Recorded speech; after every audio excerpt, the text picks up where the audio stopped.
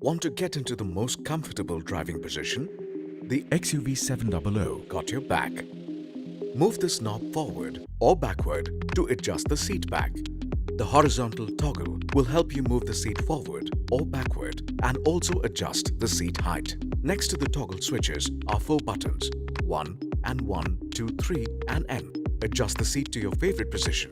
Click M and then quickly click either of the numbers button to save it. A chime from the instrument cluster will confirm the successful memorization. If you find the seat position changed, you can just click the number to get the driver's seat in your preferred position.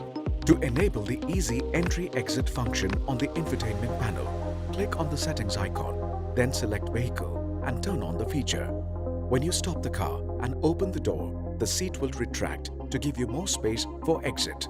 For entry, the seat will already be in the retracted position and will come back to the last driving position once the door is closed.